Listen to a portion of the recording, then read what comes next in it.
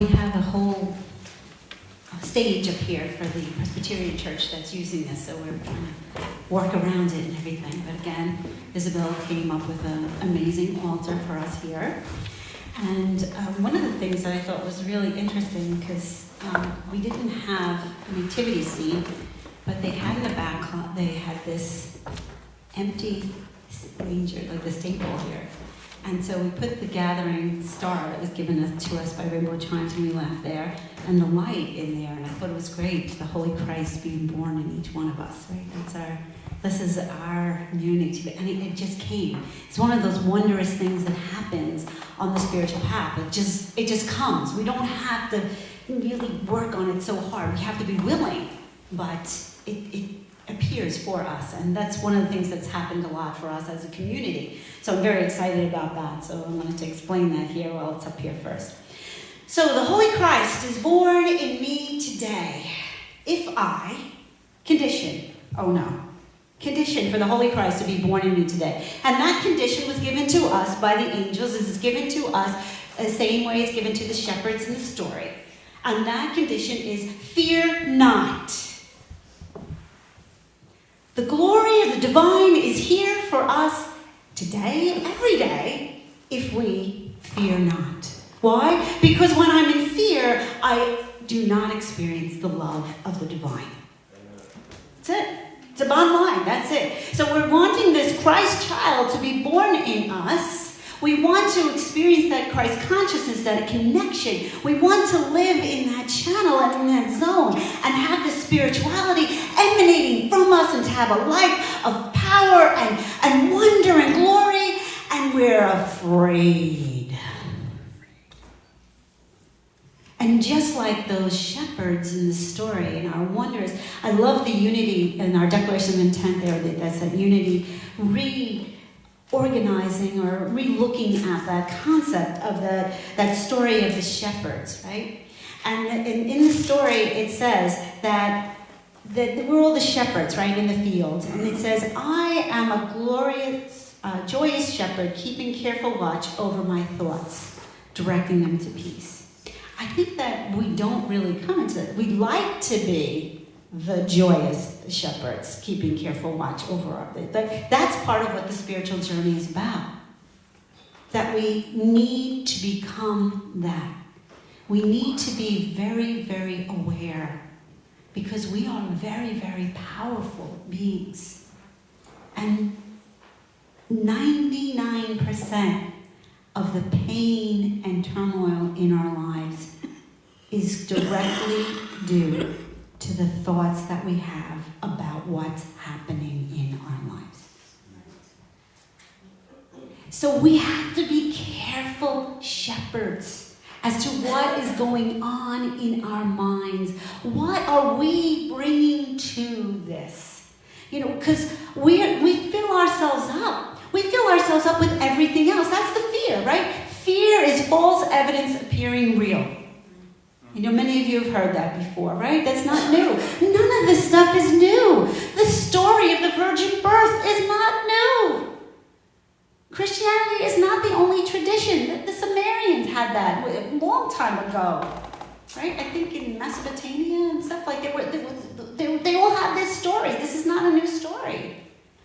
It's about that archetypes. Again, it's about humanity. Wanting that. There is an immaculate concept. There is an idea of purity, of connection, of oneness that needs to be born in each one of us in every minute of the day. And what happens in the story is that this wondrous opportunity is here for us, and that we get caught up in the struggles of life because I have to go do something else. Right? So Mary and Joseph have to go do something else. Right? And then when they get there and they're bringing this expectant, wonder in our lives.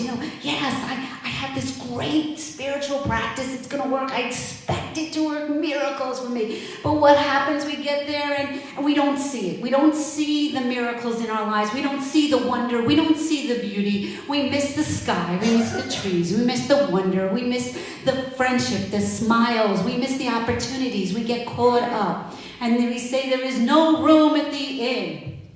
Why is there no room? Because I'm too full. Too full.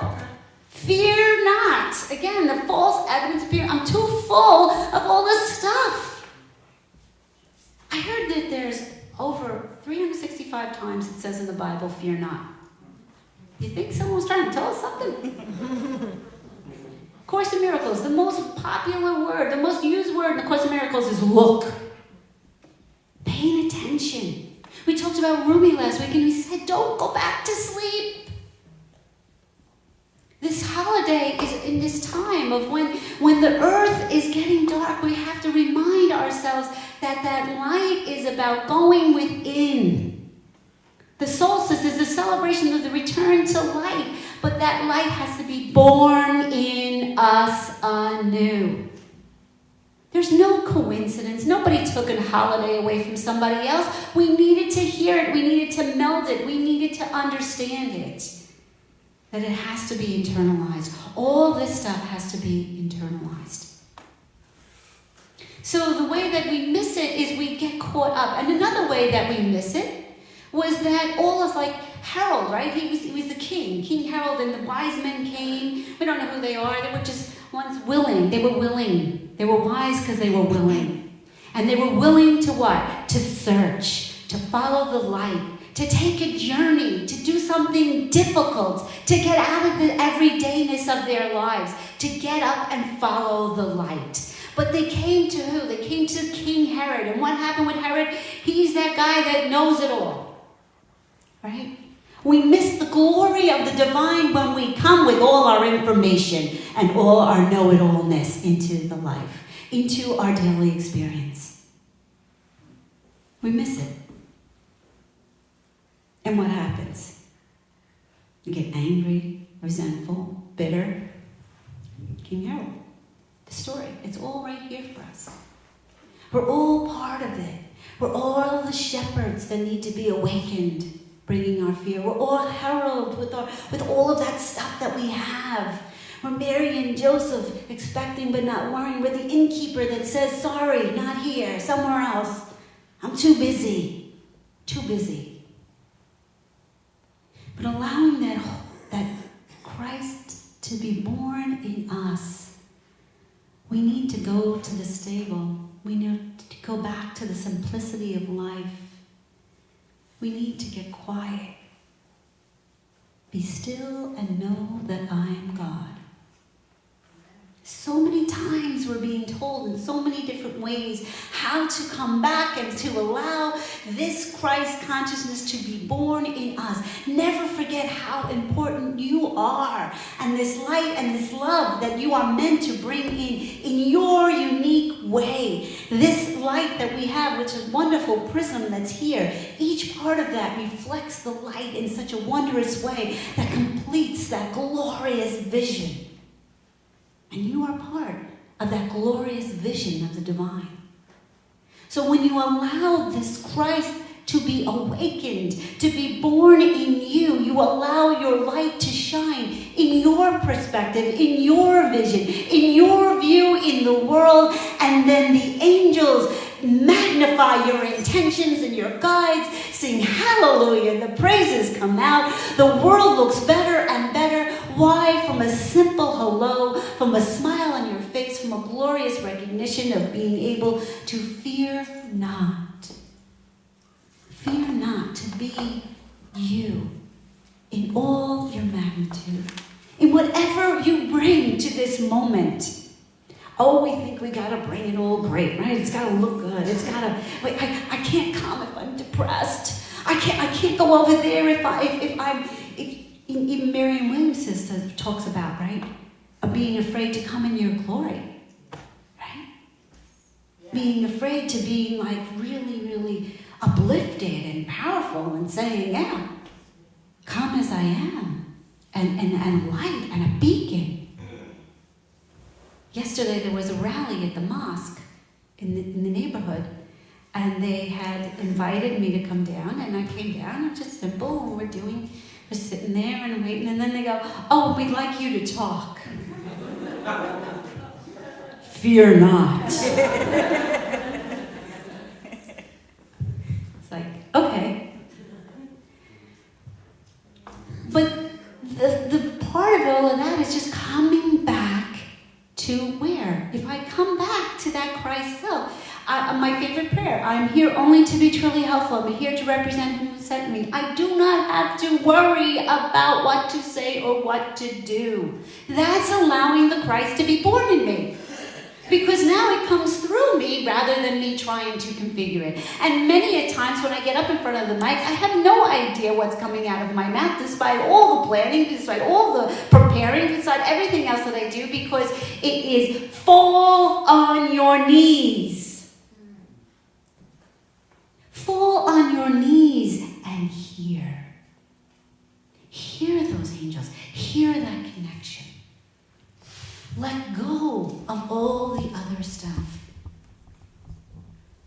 Being still and knowing I am God. And that's why it's a silent night. That's what makes it a holy night. It's that stillness in that space. The space between the stuff. Where the love is. Where the safety is.